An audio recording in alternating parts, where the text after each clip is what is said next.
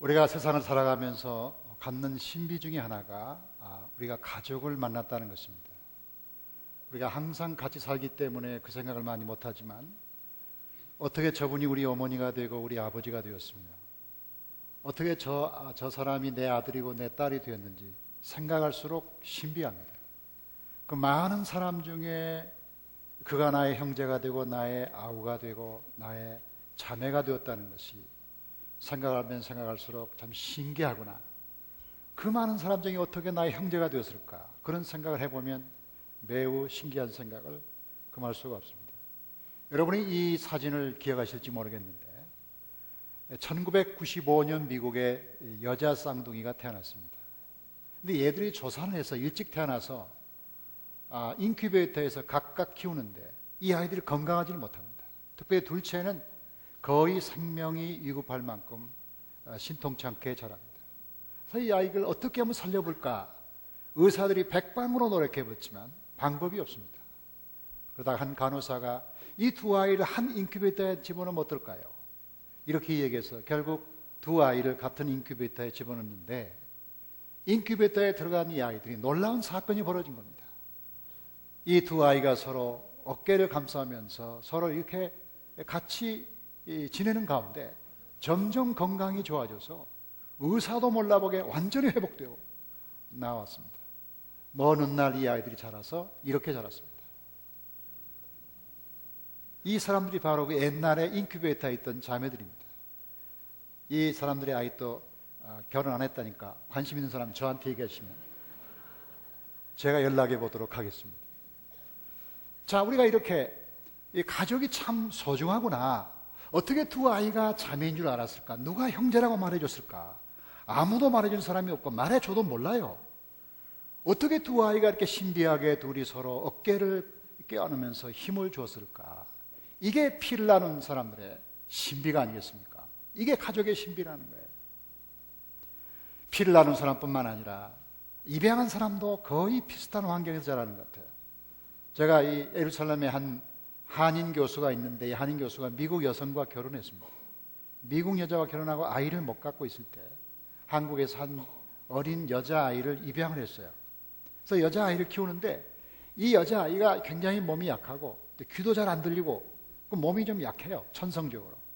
그래서 이 부모가 굉장히 입양한 딸을 정성을 다해서 키우는데 어떻게 하면 이 아이를 좀 잘 키워볼까 하다가 바이올린을 가르치기 시작했어요. 근데 이 아이를 바이올린을 가르치는 순간 이 아이가 천재성이 나타난 거예요. 이 아이가 7살 때 예루살렘 심포니하고 협연하고요. 12살 때 미국에 가서 협연하고 14살 때인가 한국에 와서 KBS하고 협연하는데 제가 거기 초청받아 갔는데 너무나 감동적이었어요.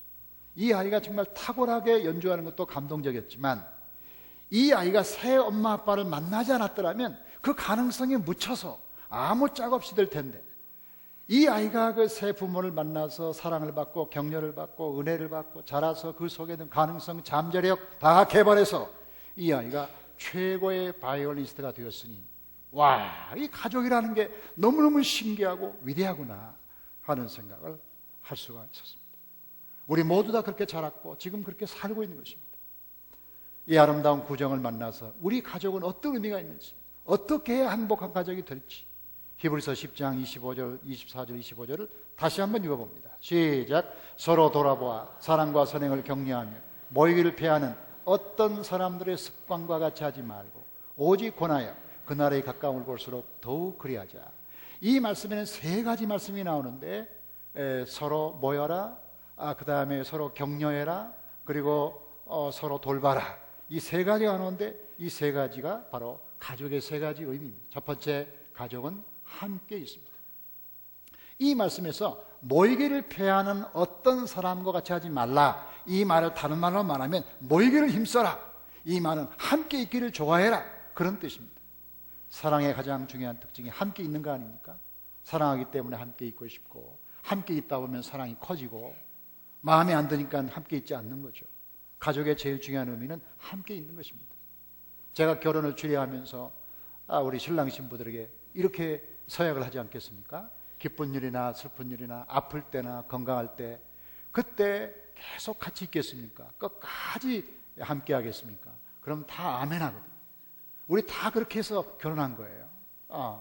그런데 요즘 우리 젊은 신랑 신부 중에 자기들이 이 서약서를 만들어서 저한테 가져왔어요. 결혼 주례하는데, 목사님 저희들은 이렇게 읽겠습니다. 서약서를 자기들이 가져온 써온 거예요. 한번 볼까요? 아내가 남편에게 썼더라고요.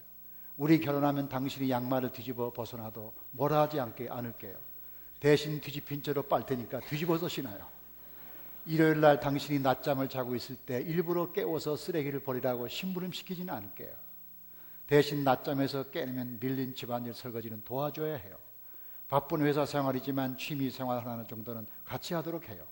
또 백화점을 100바퀴 돌지언정 충동 구매는 하지 않을게요. 연하라고 절대 핀잔 주지 않고 항상 존경하며 살게요. 사랑합니다. 연상의 여인이 이렇게 자기 연하 남편에게 그렇게 서약을 한 겁니다. 남편이 또 뭐라고 했는지, 남편이 아내에게 우리 결혼하면 치약은 중간부터 눌러서 안 짜고 꼭 아래쪽부터 짤 거예요.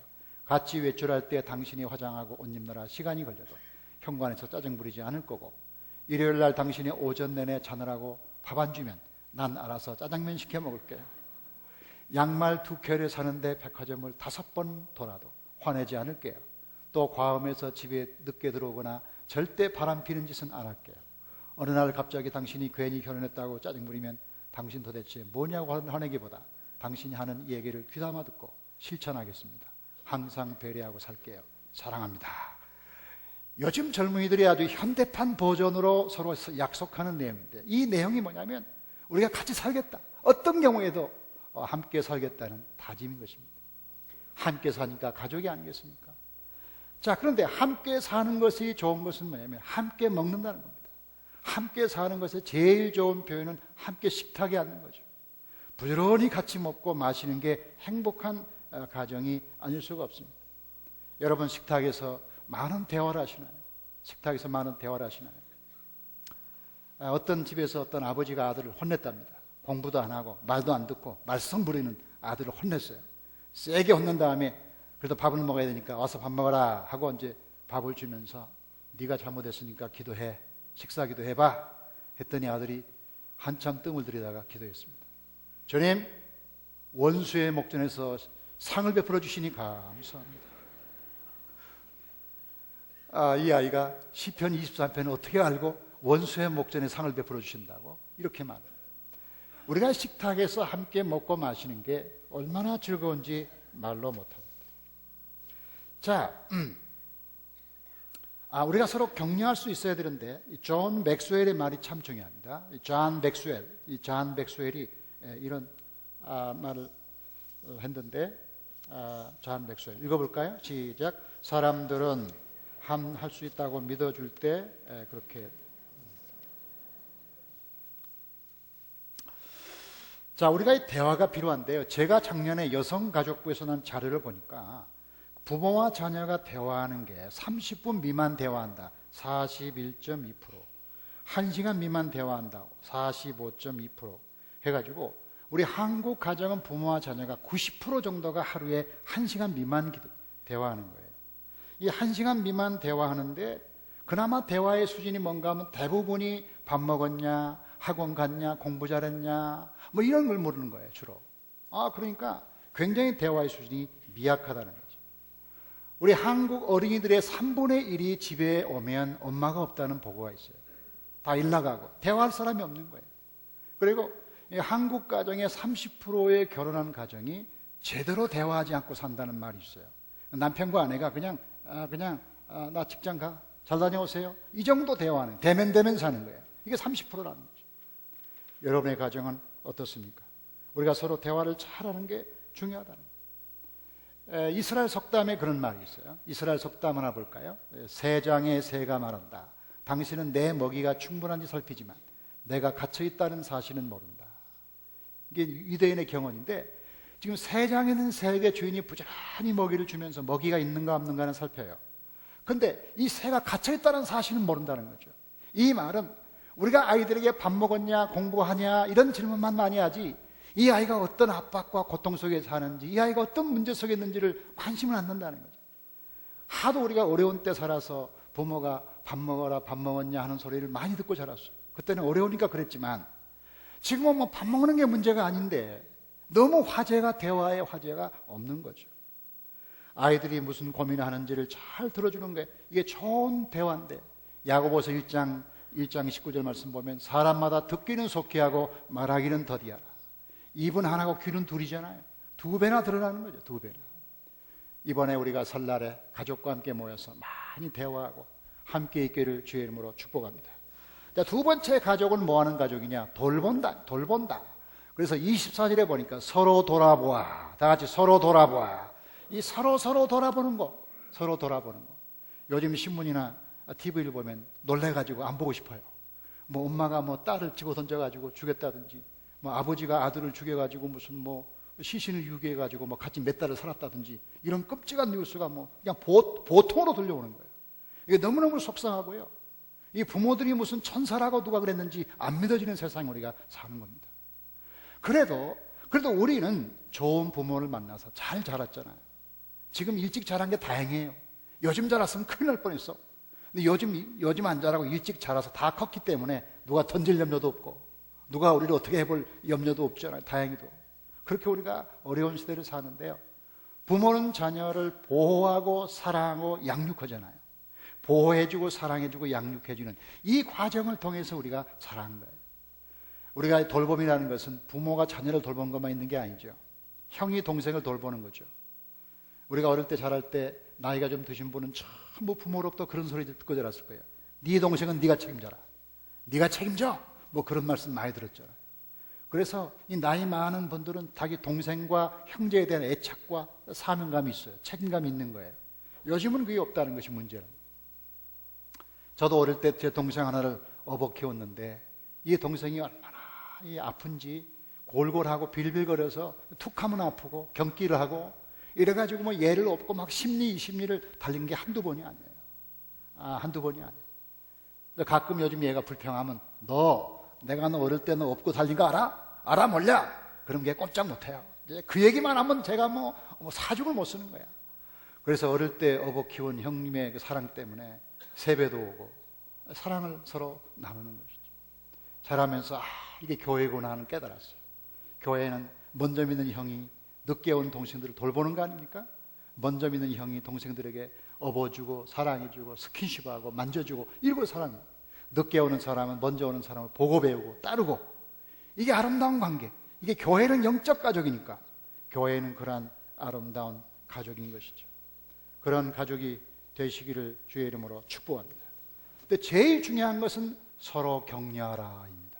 오늘 말씀에 사랑과 선행을 서로 격려하며, 다 같이 격려하라. 이 격려가 얼마나 중요한지 몰라요. 성경 볼까요? 잠언 말씀 보세요. 잠언 16장 시작. 선한 말은 마음에 달고 뼈에 양약이 되느니라. 또 잠언에 보니까 경우에 합당한 말은 아로 새긴 은쟁반에 금사관이라.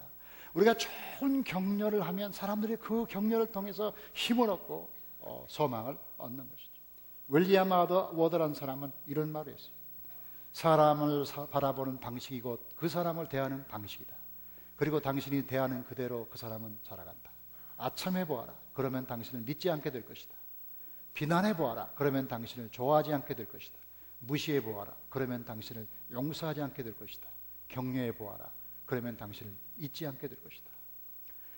우리가 지금 눈을 조용히 감고 과거를 떠올리면서 나에게 좋았던 사람이 누군가 하고 떠올리면 대개 나에게 좋았던 사람들은 한 가지 공통점이 있는데 뭐냐면 나를 격려했던 분들이에요. 잘한다, 괜찮아, 잘해 하고 격려한 사람들, 이 사람들이 우리의 머리에 남아있는 거죠. 저는 어릴 때 생각하면 할아버지가 많이 떠올라요. 이 할아버지가 많이 저를 격려하고 공부 잘하네, 착하다 그러면서 우리 집안에 인물 났다고 할아버지 일찍 알아보셨어요. 대단한 눈으로 알아보신 거예요. 그러면서 계속 칭찬을 퍼붓는데요. 그래가지고 제가 기분이 좋아가지고 학교 끝나면 제가 우리 집에 가는 게 아니라 할아버지 집에 먼저 가. 할아버지 집에 가는 이유는 다른 것이 또 있어요. 거기 가면 맛있는 게 많아요. 맛있는 게. 그때는 김을 많이 안 먹을 때인데 할아버지 집에 가면 늘 김이 있고요. 고등어가 늘 있었어요. 그래가지고 제가 그거 먹는 재미로 할아버지 집에 갔는데 가면 이제 안 와요. 저녁 먹고 이제 거기서 호롱불 켜놓고 공부할 때인데 호롱불 켜놓고 밤새도록 공부하는 이유가 뭐냐면 할아버지 옆에 계시니까. 옆에 계시면서 계속 손자 공부하는 걸 보는 거예요. 아, 그러면 영어도 읽어보라고 그러고 뭐 국어도 읽어보라고 그러고 자꾸 그런단 말이죠. 아, 그래서 내가 정말 잘한 줄 알고 정말 열심히 했어요. 그래서 한 번은 호롱불에 머리를 완전히 태웠더라고. 아침에 보니까, 아침에 일어나 보니까 호롱불에 머리가 완전히 고슬라져 가지고 홀라당 타버린 거야. 와, 머리 탄 것도 모르고 공부한 이 격려의 힘, 격려의 힘. 아, 그 격려의 힘. 그 할아버지가 제가 지금 잘한 걸 보았다면 너무너무 좋아할 텐데 할아버지 안 계신 게 너무 가슴이 아파요. 지금도 생각하면 그 격려하는 모습이 떠올라요. 저는 할아버지지만 여러분 누굽니까? 누군가 여러분을 격려하고 예쁘다 예쁘다 잘한다 잘한다 그래가지고 여러분이 여기까지 온 거거든요. 이 격려의 힘인 거예요. 격려의 힘. 공부도 못하는 애를 보고 공부 못한다고 말해서 잘하는 사람은 없어요. 제가 지금 실험해 보니까 공부를 못한다고 해서 잘하는 경우는 거의 없어요. 특별한 경우를 제외하고. 공부를 잘한다고 해도 안 하는데 못한다고 하면 어떻게 공부를 잘하겠어요? 그렇잖아요. 그런데 이 샌프란시스코 지역에서 그런 실험을 했다는 거예요. 어떤 학교에서 교장 선생님이 선생님 3분을 선택했어요. 3분을 불렀어요. 선생님들이 가장 훌륭한 교사로 선택되었습니다. 이제 교사 여러분에게 90명의 최고의 샌프란시스코 아이들을 이 지역의 아이들을 보낼 테니까 90명을 잘 가르쳐서 훌륭한 대학에 입학시키라고 그렇게 얘기해요. 그래 이 교사들이 90명을 데리고 열심히 가르쳐가지고 한 해 동안 열심히 가르쳐서 좋은 대학에 거의 다 들어가는 거예요. 그래 이제 다 모여서 이제 피드백을 하는데, 야 역시 이 아이들이 공부 잘하는 아이들이 분명하다고 선생님들이 막 그러는 거야. 교장 선생님이 얘기하기를 제가 비밀 하나 말하겠습니다. 사실은 그 아이들이 공부 잘하는 애들이 아니라 그냥 데려온 아이들입니다. 그냥 뽑은 애들이고요. 아, 그러면 우리가 잘 가르쳤나요? 아, 미안하지만 그것도 아닙니다. 선생님들도 그냥 알파벳 순서로 뽑은 겁니다. 그런데 잘하는 이유가 뭘까요? 특별하지 않은데 잘하는 이유가 뭐예요? 잘한다는 기대를 한 거예요. 그리고 좋은 학생들이라고 말한 거고요. 좋은 선생님이 잘 가르칠 거라고 확신과 믿음을 준 거야. 이 격려가 이들로 하여금 진짜 잘 가르치고 훌륭한 교사가 되게 하는 거죠. 우리 자녀들을 잘 가르치는 방법은 다른 게 아니라 그냥 좋은 학원을 보내는 게 중요한 게 아니라요. 부모가 많이 격려해 주는 거. 이게 중요한 거죠. 그래서 벤자민 디즈레일리가 이렇게 말했어요. 다른 사람을 위하여 할 수 있는 가장 좋은 것은 물질을 나누는 것이 아니라 그 사람이 가지고 있는 것을 일깨워 주는 것이다. 그 사람이 잘하는 것을 아주 잘한다고 말해줄 때 그 사람이 힘을 얻는 거죠. 성경 볼까요? 시편 이 말씀 참 좋은 말씀인데 읽어봅니다. 시작. 여호와여 우리가 주께 바라는 대로 주의 인자하심을 우리에게 베푸소서. 자, 이 말씀 보면 우리가 주께 바라는 대로 주께서 은혜를 베푸소서, 이 말을 다른 말로 말하면 우리가 바라기 때문에 주님이 도와주시는 거예요. 그러니까 우리가 바란 대로 되는 거예요. 우리가 인간관계에 있어서도 우리가 그 사람에 대해서 좋은 소원을 가지면 그 사람이 좋은 사람이 되는 거예요. 우리가 바라는 대로 은혜가 베풀어지는 거죠. 근데 안 바라면, 우리 기대가 없으면, 좋은 말이 안 나가면 좋은 사람이 못 되는 것이죠. 저는 설교도 그렇다고 생각해요. 제가 주일날 설교를 4번 하잖아요. 현대 백화점의 예배가 시작될 때는 5번 해요. 근데 설교가 내용이 같아요. 그 5번 듣는 사람이 다 없지만 어쩌다가 어떤 사람이 5번 다 듣는 사람이 있어요. 제가 물어봐요. 어떤 예배가 제일 은혜도 왔어? 그럼 대개 얘기가 뭐냐면 3부 예배 설교가 제일 좋았다 이거야. 3부 예배.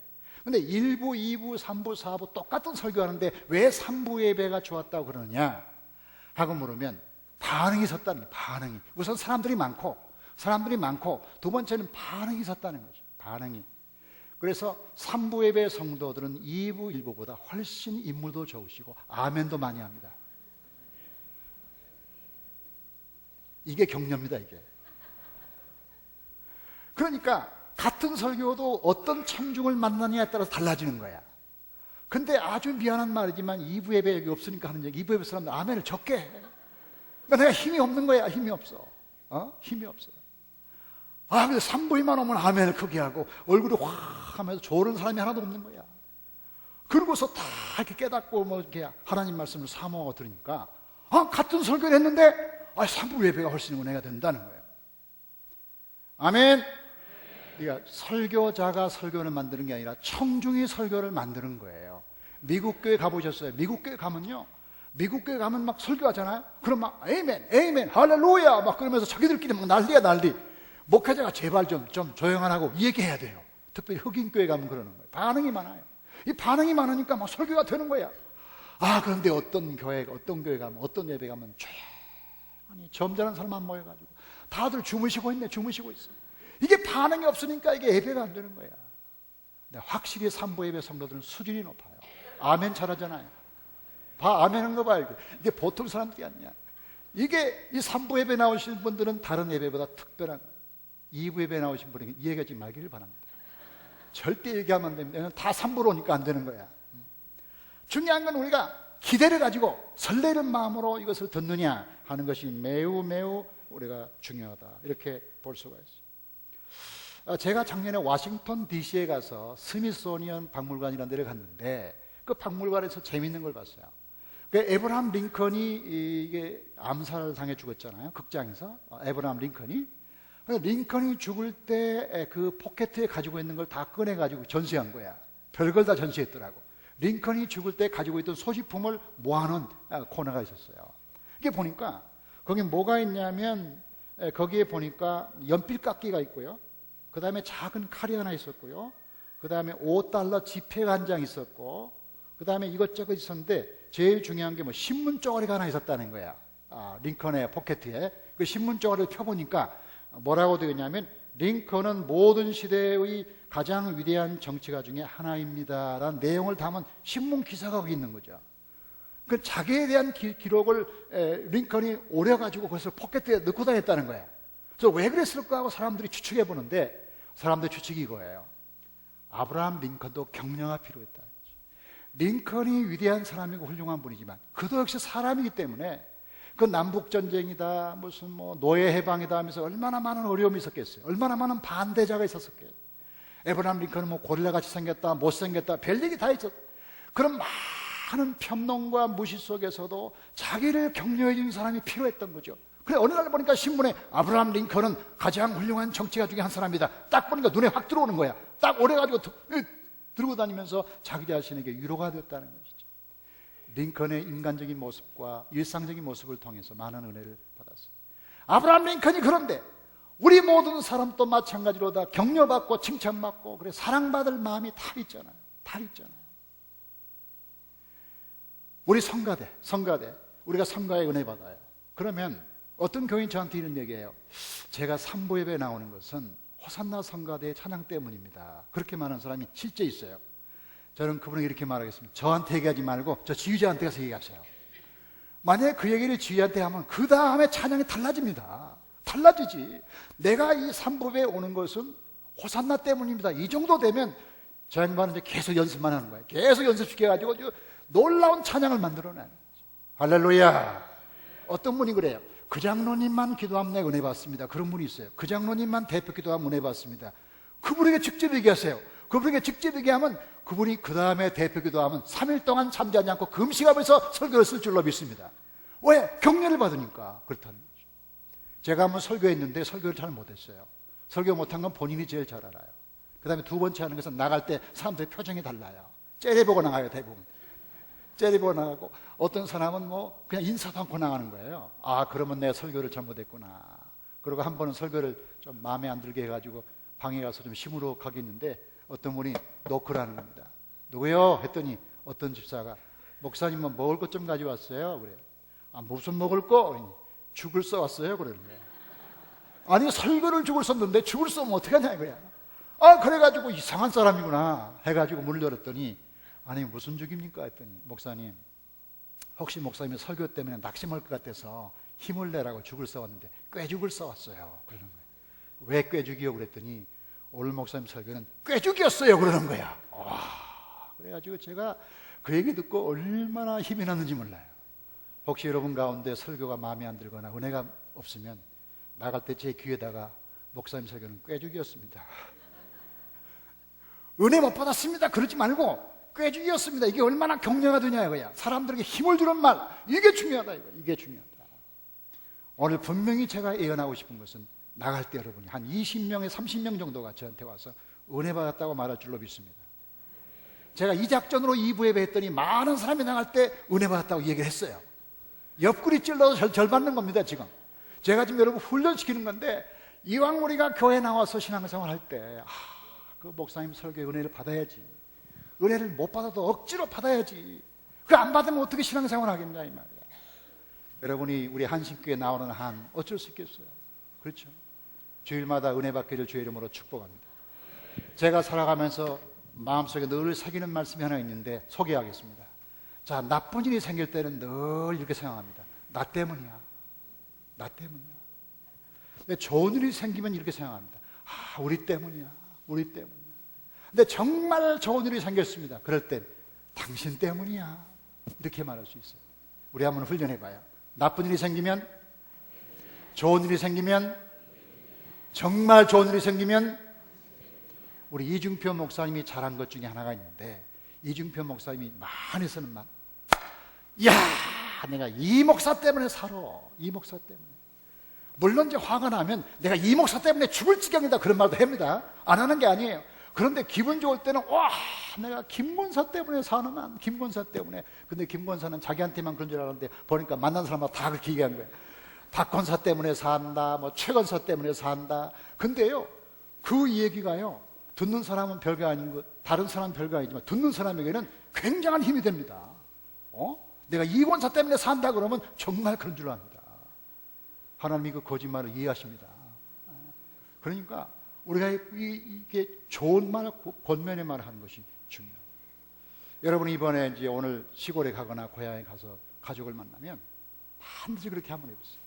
어떤 우리 교회 다니는, 우리 교회 나온 권사님이, 제가 딸을 결혼주를 했더니 그 권사님이 저한테 와서 그래요. 목사님, 이번에 우리 딸을 결혼시키지 않았습니까? 그 딸이 신혼여행 막 떠나기 전에 저한테 편지 한 장을 주더라고요. 제가 편지가 뭔가 해서 집에 가서 읽었는데, 지나간 30년 동안 엄마가 나를 키워주시고 참 고맙고 내가 지금 살아있는 건 참 엄마 때문이라고 썼는데, 제가 눈물이 나와서 읽을 수가 없었습니다. 너무너무 눈물이 나왔습니다.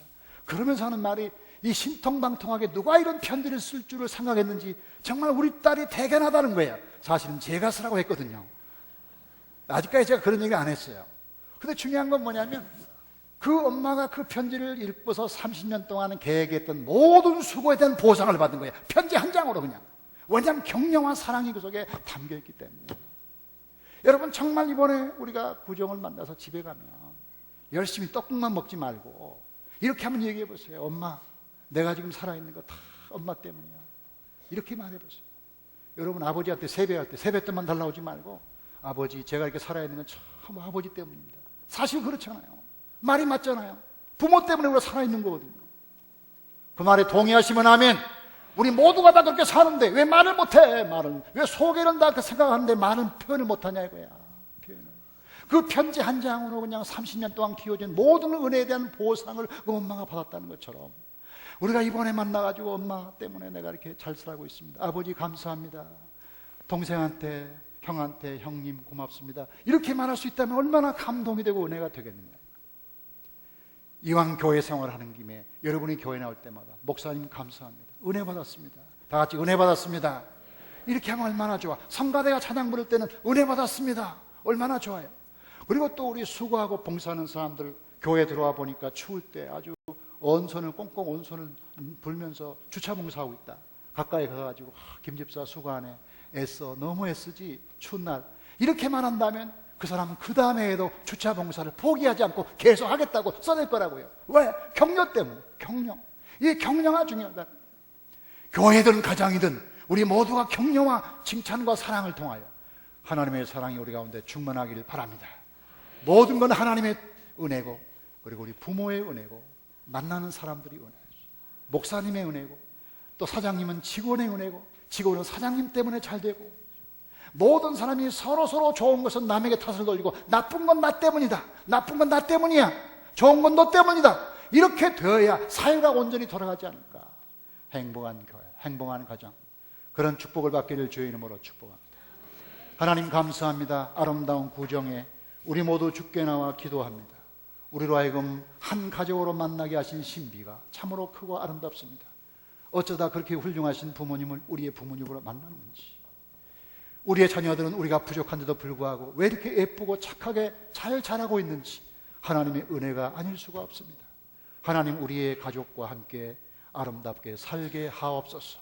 더 많이 기도하고 더 많이 사랑하게 하여 주시옵소서. 하나님, 우리의 가족들이 서로 돌보게 하여 주옵소서. 진자리 마른 자리 가려서 키운 우리 자녀들, 10자녀는 한 부모를 못 모신다고 하는데, 하나님, 우리가 부모가 우리를 키운 것처럼 우리도 부모를 잘 돌보고 섬기게 하여 주시옵소서. 하나님, 우리 가족들이 서로 격려하게 하옵소서. 서로 믿어주면 자신이 할 수 있는 것보다 더 잘하는 것을 우리는 믿사오니 서로 격려하고 칭찬하고 아름다운 관계를 유지하게 하여 주시옵소서. 이번 구정 때 만나서 밥만 먹고 오는 게 아니라 서로 칭찬하고 격려하여 어머니 아버지에게 힘을 주고 형제들에게 힘을 주는 놀라운 축복된 식탁들이 되도록 하나님 도와 주시기를 바랍니다. 국민은 대통령을, 대통령은 국민을, 사장은 직원을, 직원은 사장을, 목회자는 교인들을, 교인들은 목회자를, 아버지는 아들을, 아들은 아버지를, 모두가 서로 존경하고 사랑하는 행복한 격려하는 가정이 다 되게 하여 주시옵소서. 예수 그리스도 이름으로 감사하며 기도하옵나이다. 아멘.